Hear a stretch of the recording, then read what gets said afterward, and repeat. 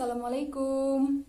Hai teman-teman, perkenalkan saya Rosdina Dewi Septiani dari kelas 2C Farmasi di Politeknik Harapan Bersama Tegal.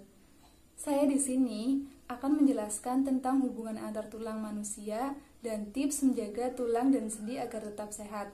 Sebelum kita lanjut videonya, jangan lupa untuk subscribe channel ini, like and share ke teman-teman ya.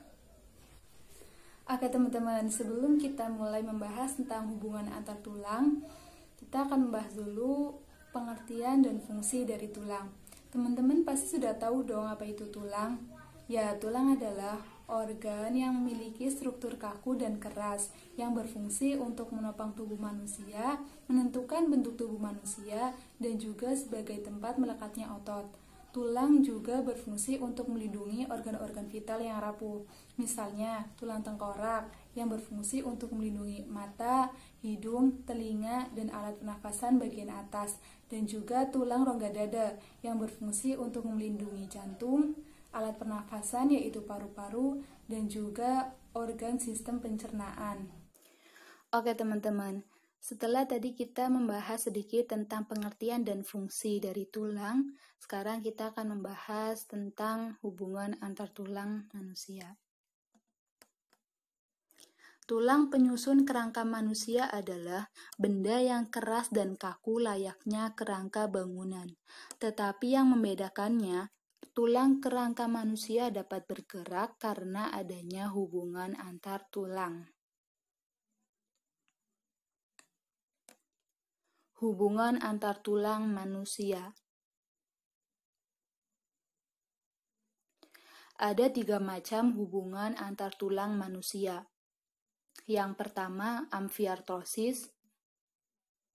Yang kedua, sinartrosis. Dan yang ketiga, diartrosis.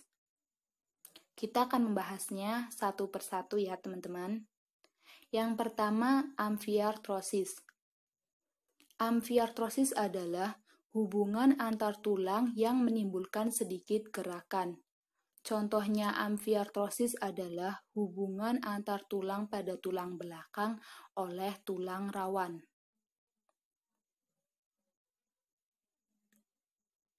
Yang kedua, sinartrosis.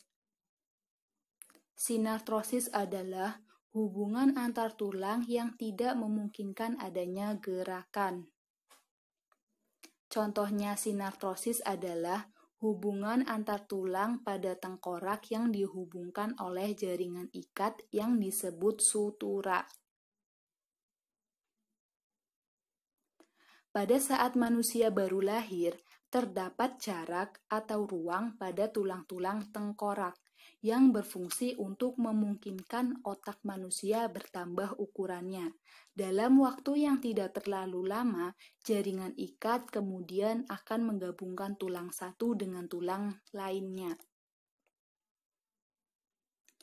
Nah, penggabungan tulang tengkorak oleh jaringan ikat inilah yang menyebabkan tidak memungkinkan adanya gerakan. Satu-satunya bagian tengkorak yang bisa digerakkan adalah rahang bagian bawah. Yang ketiga, diartrosis atau persendian.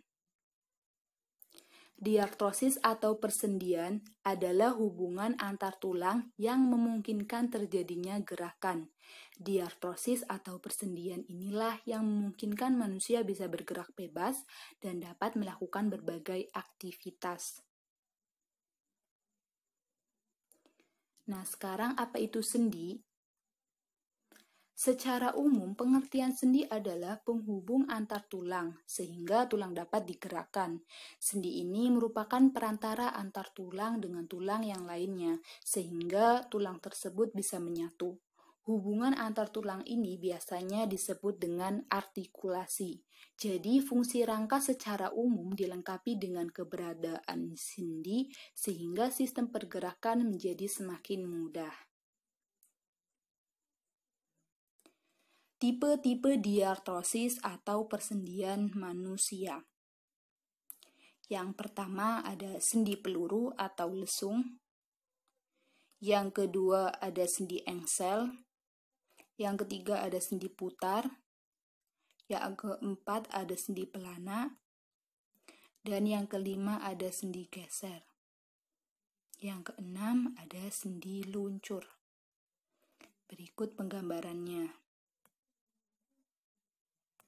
Kita akan membahas satu persatu. Yang pertama ada sendi peluru atau lesung.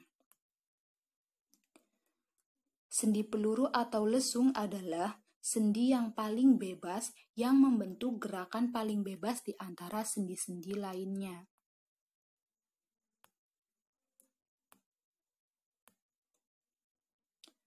Contoh dari sendi peluru atau lesung adalah sendi antara tulang pinggul dan tulang paha, sendi antara tulang lengan atas dengan tulang belikat.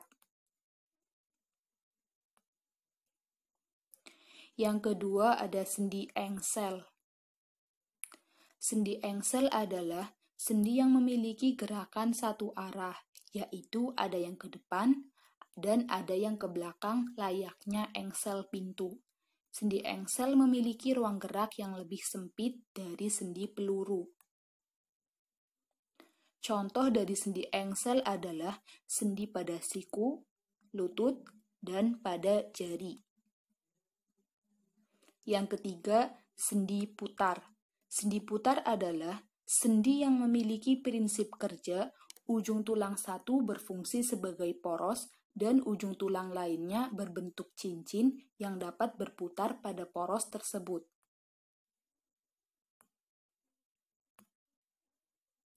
Contoh dari sendi putar adalah sendi antar tulang tengkorak dengan tulang leher. Sendi ini memungkinkan kepala kita bisa memutar atau menggeleng.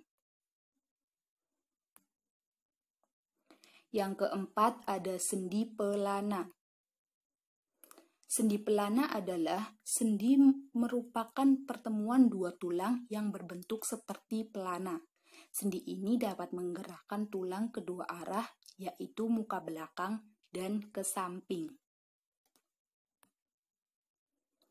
Contoh dari sendi pelana adalah sendi pada pangkal ibu jari.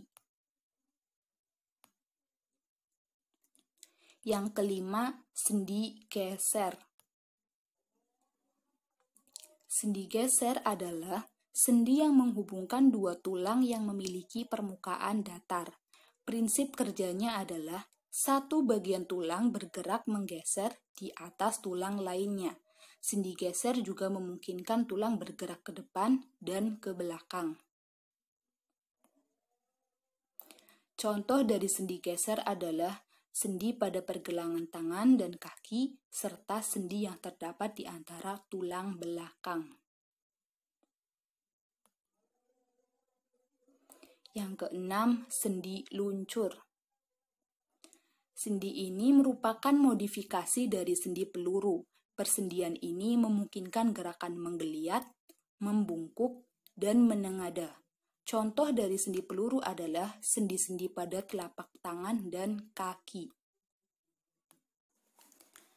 Nah, teman-teman, tadi kan kita sudah membahas hubungan antar tulang pada manusia. Sekarang kita akan membahas tips menjaga tulang dan sendi agar tetap sehat.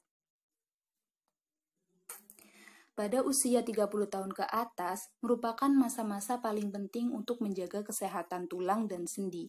Pasalnya, masa tulang dan sendi akan semakin menipis sehingga dapat meningkatkan resiko osteoporosis dan tulang mudah patah.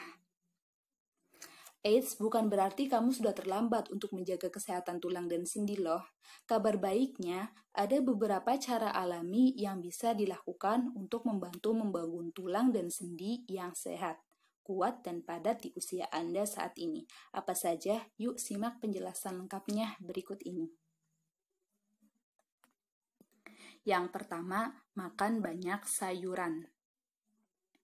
Sayuran merupakan salah satu makanan terbaik yang dapat meningkatkan kepadatan mineral tulang. Menurut sebuah penelitian yang dilakukan pada wanita usia 50 tahun ke atas, brokoli, kubis, atau sayur lainnya dapat mencegah kerusakan tulang. Jadi, jangan lewatkan asupan sayur pada menu makanan sehari-hari ya. Yang kedua, penuhi kebutuhan protein. Sekitar 50% tulang terbuat dari protein. Nah, kalau kalian ingin tulang tetap sehat dan kuat, maka wajib penuhi kebutuhan protein harian Anda. Para peneliti mengungkapkan bahwa asupan protein yang rendah dapat mengurangi penyerapan kalsium pada tulang. Akibatnya, proses pembentukan tulang terhambat dan tulang jadi mudah rapuh. Maka itu, penuhi kebutuhan protein harian dengan makan makanan sumber protein yang baik, seperti ikan, daging, telur, keju, susu, dan sebagainya. Yang ketiga, makan makanan tinggi kalsium. Kalsium adalah mineral paling penting dan paling banyak ditemukan di tulang.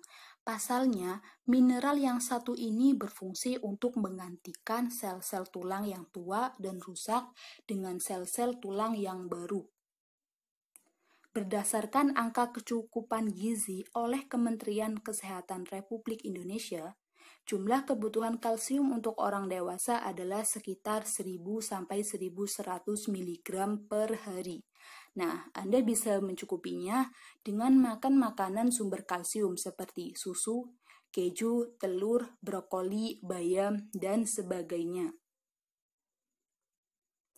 Yang keempat, penuhi asupan vitamin D dan vitamin K. Vitamin D dan vitamin K merupakan dua jenis vitamin kunci untuk membangun tulang yang kuat. Dilihat dari fungsinya, vitamin D bermanfaat untuk membantu menyerap kalsium, sedangkan vitamin K berperan untuk mengaktifkan protein yang dibutuhkan untuk pertumbuhan dan perkembangan tulang.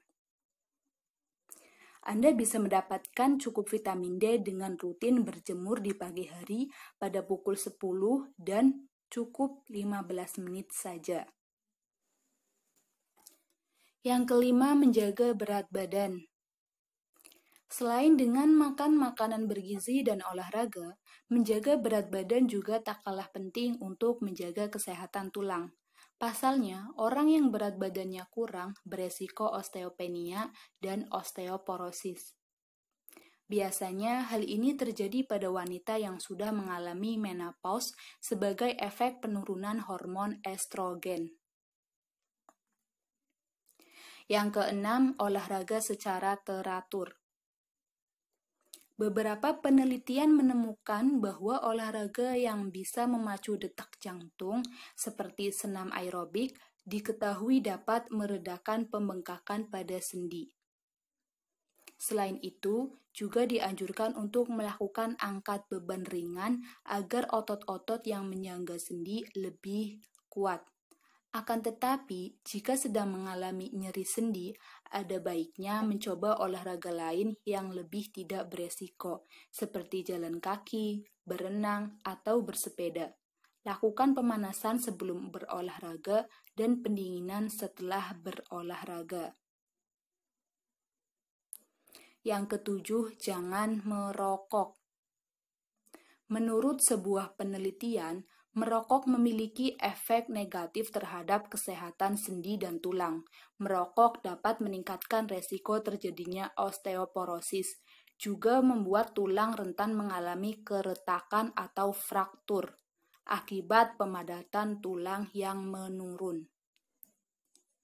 Tapi teman-teman, dengan menerapkan tips menjaga tulang dan sendi tetap sehat, bukan tidak mungkin tulang dan sendi teman-teman akan tetap kuat dan sehat hingga usia tua. Apabila mengalami rasa sakit akibat gangguan tulang dan sendi, jangan ragu untuk memeriksakan diri ke dokter.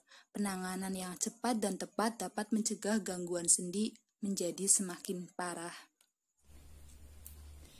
Cukup sekian video dari saya tentang hubungan antar tulang dan tips menjaga tulang dan sendi agar tetap sehat.